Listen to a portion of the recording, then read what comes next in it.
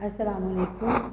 Bismillahirrahmanirrahim. Student, I am Bushra Guzar. I am presenting my lecture number 9, class 10 chemistry.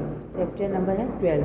हम लोगों ने पिछले lecture में बेटे पढ़ा था कि method of preparation of alkanes. आपको याद होगा हमने पूरा टॉपिक पढ़ा था। उसमें हमने हाइड्रोजनेशन के थ्रू और अल्काइल हैलाइड की रिडक्शन के थ्रू हमने एल्केन बनाई थी। आज हम पढ़ने वाले हैं general method of preparation of alkenes. Alkenes are prepared by the following method. कौन कौन से मेथड है? Dehydration of alcohol. Dehydration mean होती है लॉस ऑफ वाटर, पानी का निकल जाना।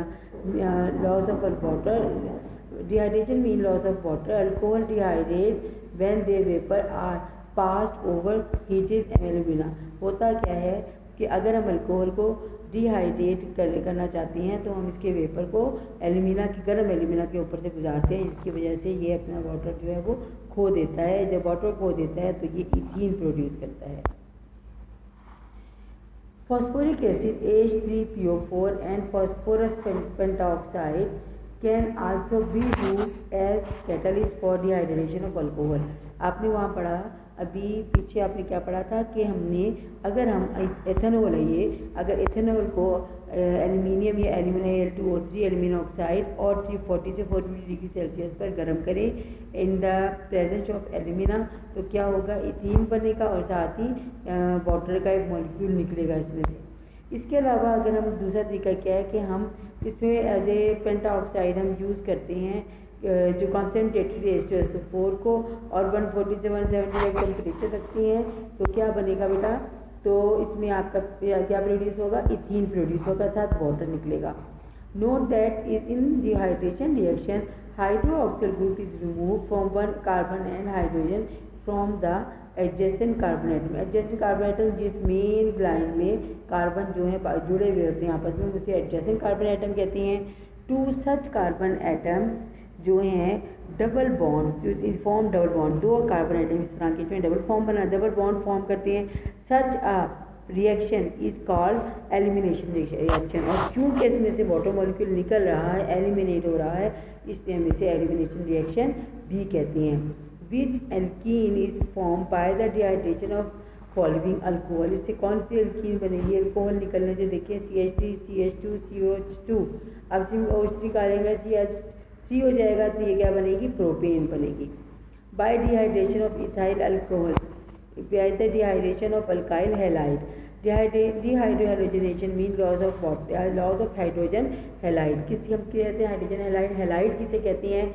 आपने क्लास 9 में पढ़ा था कि जब हैलोजन जो होते हैं वो रिएक्ट करती हैं मेटल से तो ये हैलाइड बनाती हैं। और कोई भी हाइड्रोजन हैलाइड अगर इसके अंदर हाइड्रोजन मिला हुआ हो, ये हाइड्रोजन से रिएक्शन करते हैं तो अल्काइल हैलाइड बनते हैं। Alkyl halide on heating with alcoholic potassium hydroxide undergo dehydro halogenation. अब ये बता रही हैं कि अल्काइल हैलाइड जो है अगर आप गर्म करें और हीटअप करें दूसरे अल्कोहलिक पोटाशियम के साथ, इन अल्कोहलिक पोटाशियम यानी कि मीडियम जो अल्कोहलिक होना चाहिए, तो ये डिहाइड्रो हैलोजनेशन करती हैं, यानी कि वाटर मॉलिक्यूल भी निकल जाएगा इसमें से और हैलोजन भी निकल जाएगा। देखिए यहाँ क्या हुआ, अगर ये जो है ये इथीन क्लोरोइथीन है, अगर पोटाशियम हाइड्रोक्साइड के रिएक्शन किया, अल्कोहलिक इसका मीडियम था, तो इथीन बना और साथ ही पोटाशियम क्लोराइड और वाटर इसके साथ प्रोड्यूस होगा। That removal of hydrogen atom, removal of hydrogen and halogen take place from two adjacent carbon atom is a dehydrogenation elimination reaction. Yes, dehydrogenation is a elimination reaction, क्योंकि इसमें से eliminate हो रही हैं, बाकी जो हैं इसमें से निकल रही हैं। नेक्स्ट आपका टॉपिक आ गया बेटा, वो है properties of alkenes. Alkenes are unsaturated hydrocarbon. First three member जो हैं इथीन, प्रोपीन एंड एस्टेटीन आर गैसेस, जबकि लास्ट जो हैं इसकी अगले जो हैं C5 से C15 तक जो मेंबर हैं वो लिक्विड हैं और हाईएस्ट जो है सॉलिड हैं। ये सारे के जो सारे हैं आपके एल्कीन जो हैं इनसॉल्युबल होते हैं वाटर में, लेकिन ये किस में? अल्कोहल में सॉल्युबल हैं। द टू कार्बन एटम्स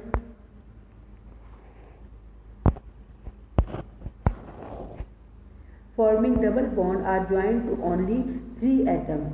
अब जो डबल बॉन्ड जो हैं बनाते हैं कार्बन एटम बनाते हैं डबल बॉन्ड और मिले हुए होते हैं 3 बॉन्ड एटमों के जरिए।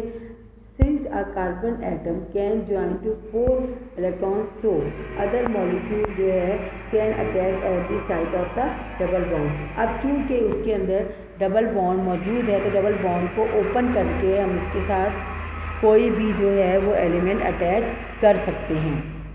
अब रिएक्शन विद हैलोजन जो है वो क्या है कि एल्कीन जो है, हैलोजन क्या है आपको पता है, हैलोजन बहुत जल्दी रिएक्शन देता है ऑर्गेनिक कंपाउंड के साथ। तो chlorine and bromine add to the double bond, 1 chlorine atom becomes जो है अटैच हो जाएगा with carbon and the 1 with the other carbon atom.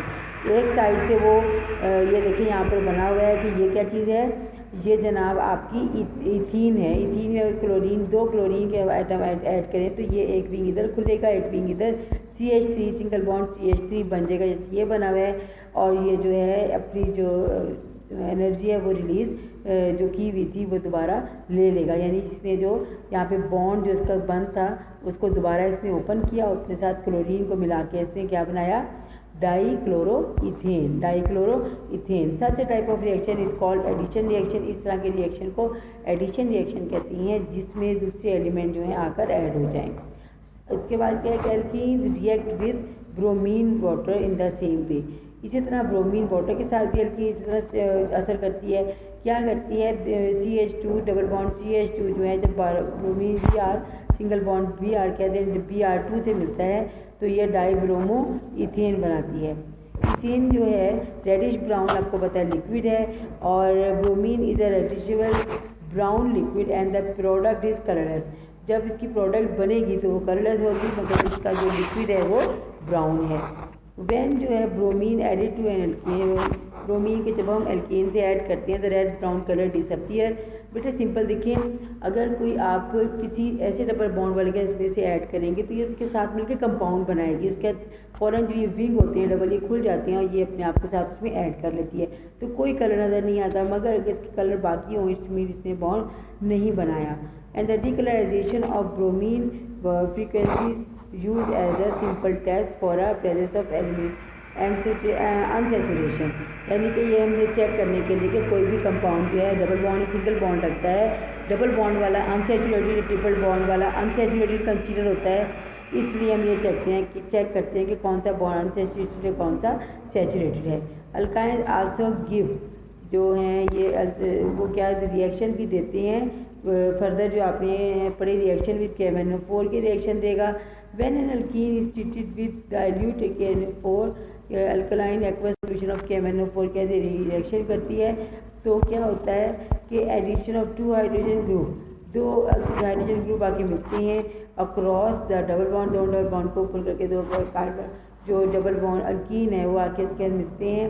क्या हमने पढ़ा, when alkene is treated with dilute alkyne KMnO4 के साथ मिलेगी तो क्या होगा कि वो इसके साथ जो है ट्रीट करेगी डाइल्यूट अल्कलाइन एक्वा सॉल्यूशन के साथ और 2 हाइड्रोक्सिल ग्रुप बनेंगे अक्रॉस द डबल बॉन्ड।